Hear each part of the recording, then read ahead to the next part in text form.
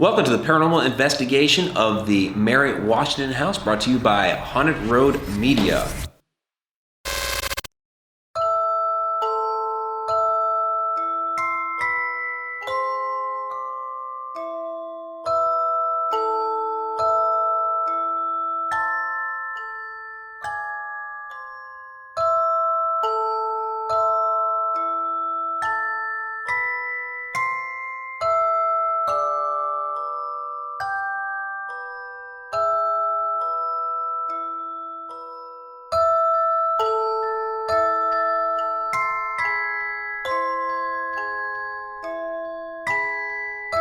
Hoping to get some great activity tonight. It was storming earlier, thunder, lightning, the whole works. I got absolutely stoked. Very historic house here. We're going to go ahead and give you the walkthrough given by Michelle Hamilton. Welcome to the Mary Washington house. This is the house of Mary Washington, the mother of George Washington. She moved this property in 1772 and lived here for the final 17 years of her life before she passed away in the structure at the age of 80 from breast cancer. So when Mary lived here, this space now is one room. In her lifetime was actually two rooms. Likely the public section, the parlor, would have been over what is now my left part of the house, where the bedroom is at now. And likely her bed chamber would have actually been over in this part of the house. Above us would have been a little half loft. It's still their part of the house. And that's where George Washington slept. He came here several times to visit his mom. So George did sleep here. We're just too proud to put it on the sign. But this is where she would have entertained. She would have seen her grandchildren. And this is also where she saw George Washington for the last time in March of 1789. George was on the eve of being elected president, and so he came here to say goodbye to his mother. According to her family, her grandchildren, Mary got up from bed. She did not want her son to see her bedridden. And also according to the family, George asked her for her blessing. That's something a man usually asked his father, excuse me. But he's been fatherless since the age of 11, so he asked his mother. And she told him, go wherever God sends you, and always know you'll have your mother's. Cool. So do you know where the division had been for the room? Well, her front door actually was right here. So it has this very, very, very faint door marking right here. Over her door. Okay, yeah, I see that. And so we're thinking, and we're still in the early days, that the wall will ran through here. Well, this desk is not Mary's. It belonged to her step-grandson. It belonged to the Lewis family. And there are times, particularly when we have children's tours in the wintertime, where this bookcase will open up by itself. And when it opens up, it won't open up from the exterior. It'll open up from the interior.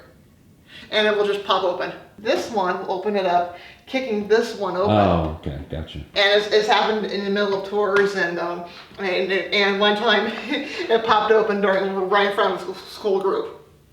We also did a remote viewing session with psychic medium Vanessa Hogle. What I'm seeing before you even spoke, it looks like 6 children, at least 6 children. Those are the ones that I see. And they look like they're in succession of ages, but it's like stair-stepping. I see prints everywhere. It's like the written word was extremely important. Whether it was for documentation purposes, whether it was for teaching purposes, I'm not really sure. But it looks, some of the letters don't look right. It looks like this letter is actually this letter, but it resembles the other letter too much. Do you know what I mean? I believe so. It's weird because above your head, it's like there's somebody walking around, but it's like they're wanting to only walk the perimeter.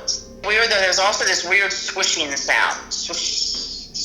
And I can't, it sounds like material. And I don't know if that's because somebody is walking in a dress or a coat. But it's really kind of odd because it feels dainty, but it's a loud sound. Do you want to ask me anything, or do you just want me to keep going? Really, you can just keep going. I'm interested in your impressions of where I am at right now, and I know you have no idea where I'm at. I stayed off of social media all day. so that there would be no clues given as to where I was going and where I was going to be. The other thing, and I don't know how you can get past this because I think anybody with asthma wouldn't be able to, but there's a very, very, at least to me, heavy stench of talc in the air. And not dust. This Talc? is something, like talc, like either talcum powder or the weird stuff that you rub on the end of your pool cues. It's that weird kind of smell. Really interesting woodwork is being shown to me. Very, and this, I don't know if this place is still there or not, or if the place used to be standing there and was torn down, or if this is the place now. But very, very long, thin windows with the, not terribly thin, but you know what I mean, with the wider, ornate window frame, and everything looks cherry wood to me. But real cherry wood stain, not painted to look that way, because it has a gloss to it. It's I don't know why I'm being shown that. And they keep throwing the letters back at me. They keep throwing the words back at me. Not so much in books. It's like loose paper. It's like loose paper, and they're just throwing it. Just tossing it around as if they're looking for something. Okay. So it's like they're looking for something. So you're reacting to the papers. You can go ahead and talk. Yes, very now. much so. After Mary's death, they lost ownership. The paperwork proving who owned the house.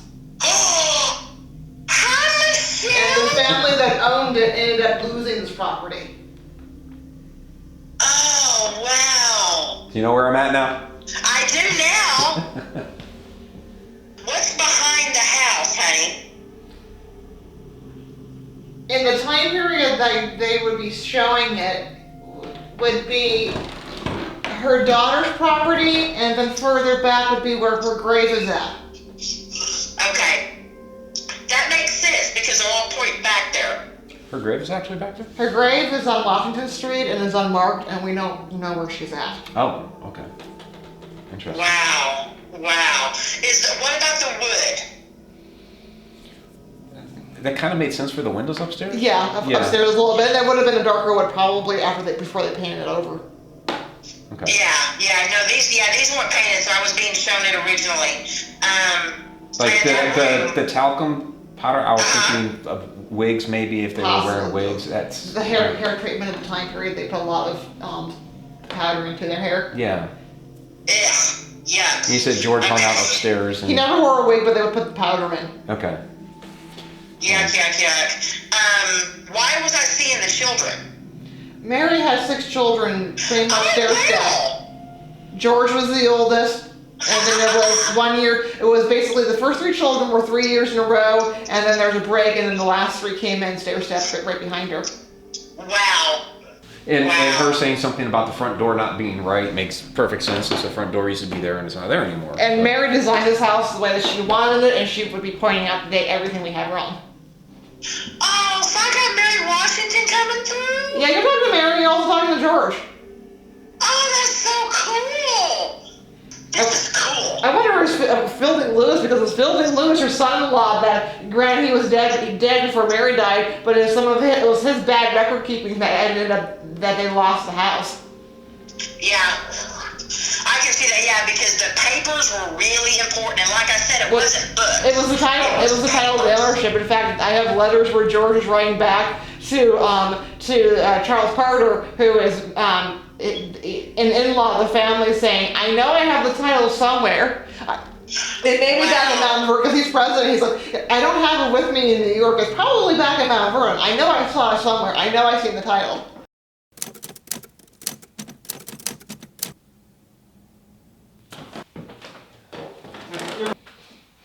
Oh, okay, we're still on here. Well, good evening, Mary. My name is Michael. I come from, quite a ways from here. I used to live up in Maryland. Now I'm out in Illinois. Illinois was not a state back then. They live in the French territory. French territory, okay. So right now I live out in what would have been the French territory. But yeah, I spent some time in Maryland, and just really coming here, wanting to learn more about you and the family. I know you're familiar with Michelle here and appreciate your communication with us earlier. So just reaching out and saying hello.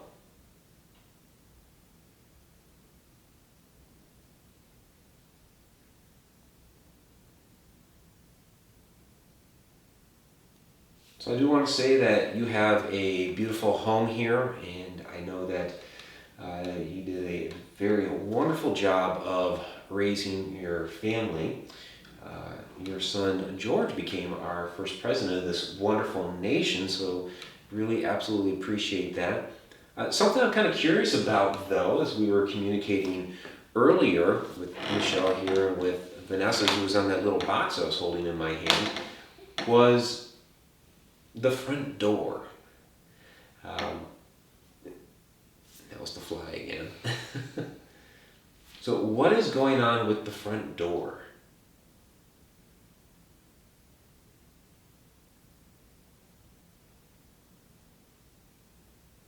And if there's anything else that you want to tell us about like you were before, absolutely be willing to listen and just have a nice conversation with you. Like I said, I just want to get to know you a little bit.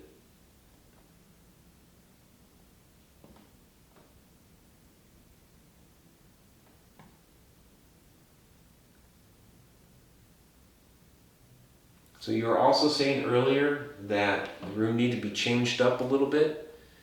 How should the room be changed? What should it look like?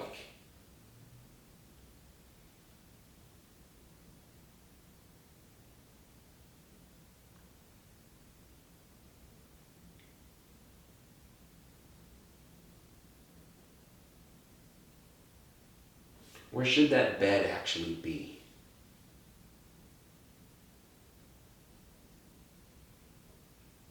I think Michelle might actually be willing to change it up if you just let us know.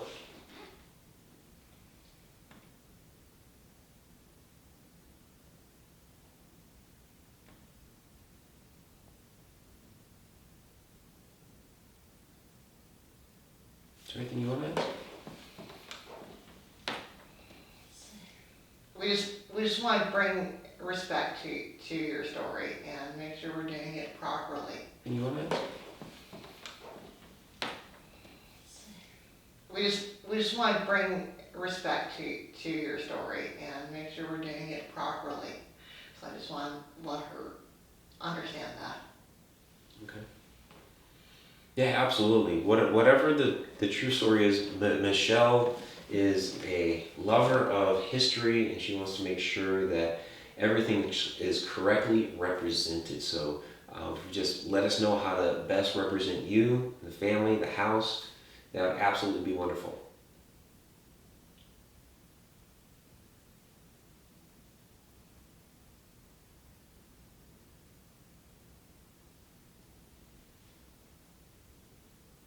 Can you tell us where the stairs were to get upstairs?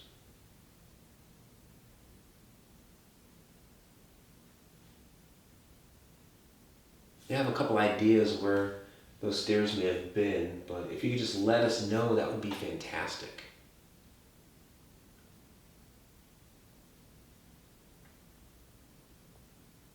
And really something I'm always interested in is how you see us.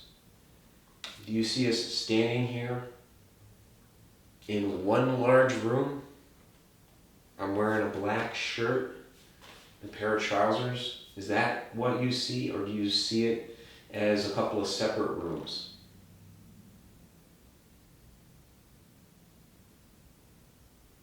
And what do we look like to you?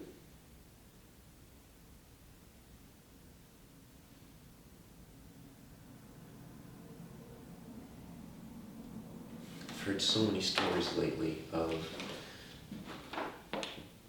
people seeing ghosts and the ghosts looking back at them as if they're the ghosts. I've heard that lately too. Yeah. Or, they walk into a room and they just suddenly see it as like the past for like a split moment. I've heard that. That happened a lot in California. My first story about that. Yeah. Like to her, I'd be wearing breeches and not very much. Right. Yeah, I know. Shocking a lot of skin being shown. Yeah. Do you think Michelle's attire is appropriate? It's a legitimate question. Yeah, and she's even in my period clothing too, so she would notice that too. Okay, so when you're giving When I'm, tours, your period when I'm clothing? guiding, I'm wearing a period correct outfit. Okay.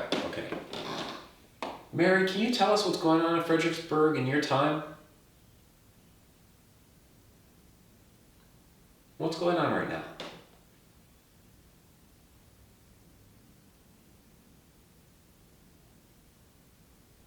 You still see the horses along the street, or are you seeing our horseless carriages out here?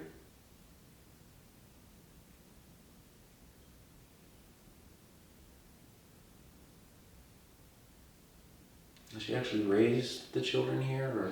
No, this is her retirement home. This was her retirement home. She spent the longest period of her life actually across the river at Ferry Farm. Oh, okay. That's where her husband died. She lost her youngest daughter there, and so that's where she raised the kids as a single parent. And this was her retirement home. Gotcha.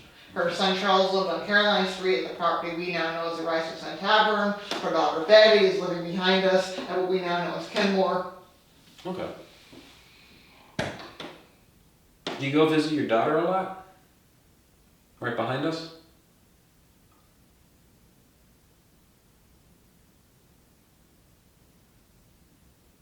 So, Mary, we're going to go ahead and head upstairs to the guest room where George would go sleep when he stayed here.